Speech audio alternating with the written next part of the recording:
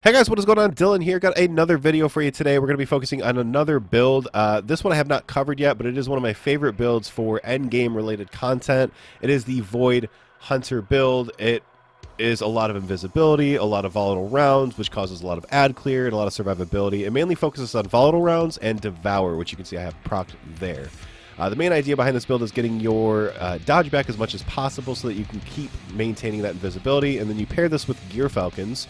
When you come out of that invisibility, you will have volatile rounds, which is the big boom, and also we pair that so that you can keep going invisible. You'll see that here in a second. Now the weapons that I use the Word of Crota with Dragonfly and Destabilizing, again, going with that big explosion sort of idea there, and then Commemoration with Recon and Rampage. You can also use Dragonfly in that one, but I like the damage of Rampage. Now, you don't need to use those weapons. You can use, I would strongly recommend weapons with destabilizing rounds. You can use Harsh Language, Age-Old Bond, Targeted Redaction, Briar's Love, and Nessa's Ablation. Those can all get destabilizing rounds as well, kind of just depending on your play style. If you don't have a weapon with destabilizing rounds, just a Void weapon would be good. So like Funnel Web, Gnawing Hunger, and Doom of Chelchis, those are also okay, though I would strongly recommend Funnel Web. If you want to use an exotic in your Void slot, then something like Graviton Lance or Le Monarch are great choices as well. Though me personally, I like to leave my primary spot open for an exotic.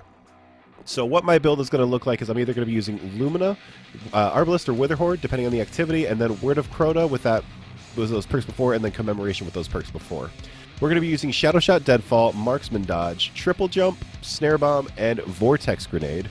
For the aspects, we're going to be using Vanishing Stab, so dodging makes you invisible, and then the big thing to the build, Stylus Executioner, which when defeating suppressed or weakened enemies, it makes you invisible and gives you True Sight.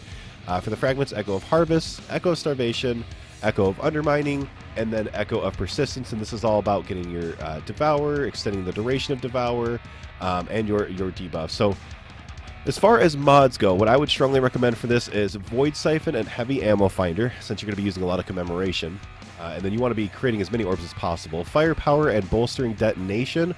Again, everything orb related and getting those orbs back. Void Weapon Surge for the extra damage, and Installations, again, picking up orbs, and then Reaper. Every time you use your class ability, you get an orb after your next kill.